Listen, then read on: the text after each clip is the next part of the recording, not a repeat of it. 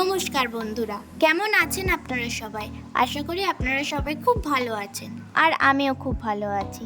আমি রিধিমা রয়, আর আপনাদের আমার ইউটিউব চ্যানেল দ্য বংরিতে আরও একবার স্বাগত।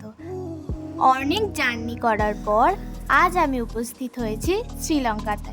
তো চলুন আপনাদেরও ঘুরে দেখাই শ্রীলঙ্কা। দাম্বুলা এটি একটি পর্যটন কেন্দ্র, যেখানে বন্যপ্রাণী অর্থাৎ হাতিদের সংগ্রহ করে রাখা হয়। এখানে সেই সব হাতিদের সংগ্রহ করে রাখা হয় যারা শারীরিক দিক থেকে অসুস্থ বা কোনো দুর্যোগ বিপর্যয়ের কারণে হাত বা পায়ে কোথাও চোট পেয়েছে। তাদের সংগ্রহ করে এনে তাদের যত্ন নিয়ে সুস্থ করে তোলা হয় এখানে। সবার প্রথমে ঢুকেই আপনি এখানে হাতির বিভিন্ন বর্ণনা এবং হাতির একটি হাড়গোড়ের স্ট্যাচু পেয়ে যাবেন।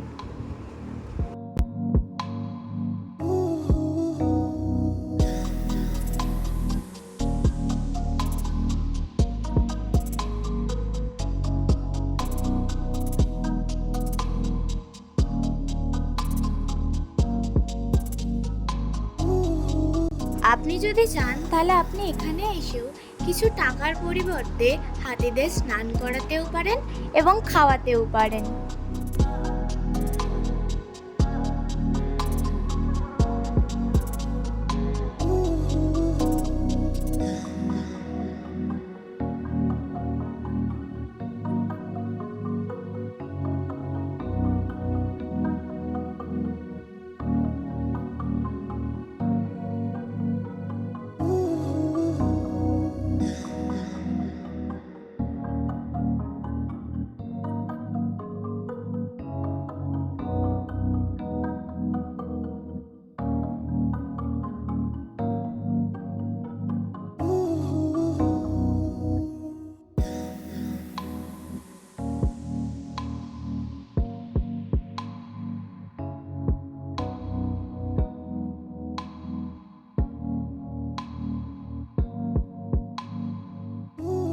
বাইরে একটা নিয়ম আছে, দুপুর 2টোর আগে হোটেল দেয় না।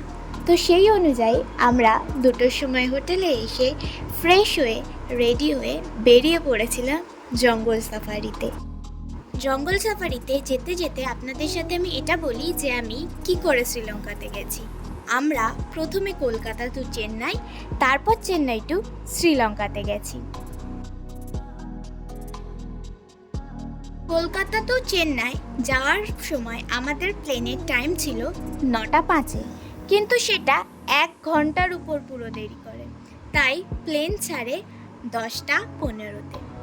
সেখান থেকে আমরা যখন চেন্নাইয়ে পৌঁছাই, চেন্নাই থেকে আমাদের শ্রীলঙ্কার ফ্লাইট ছিল 1টা 5-10-এর দিকে। তো প্রচণ্ড লেট হয়ে গেছিলো।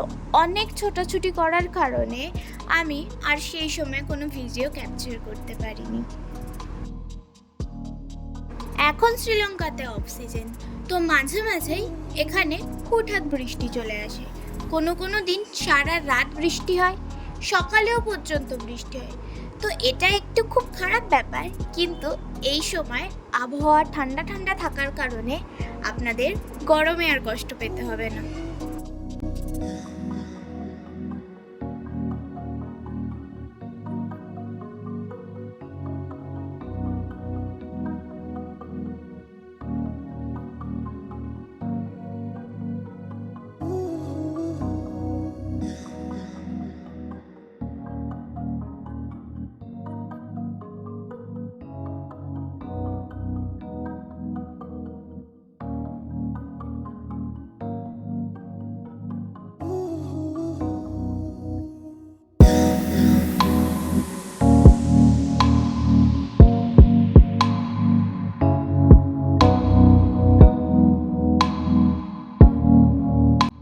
এই জঙ্গল সাফারিতে শুধু হাতি দেখতে পাবেন তা নয়, কপাল ভালো থাকলেও হাতির সঙ্গে ঈগল, ময়ূর আরও বিভিন্ন পাখিও দেখতে পেতে পারেন।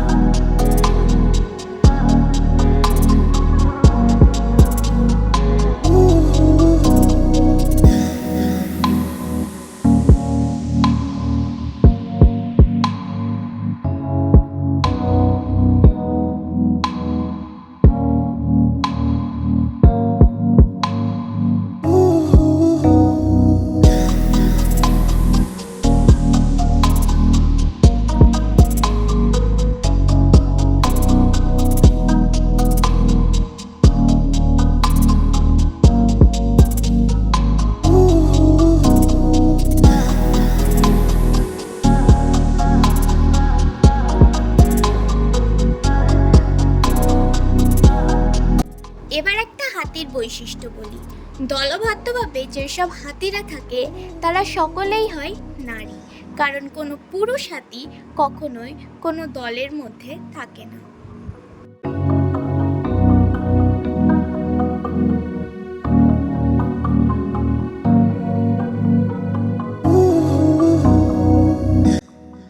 পুরুষ হাতি সবসময় একা ঘুরে বেড়াতে বেশি পছন্দ করে, আর নারী হাতিরা সবসময় দলবদ্ধভাবে একসঙ্গে ঘুরে বেড়ায়।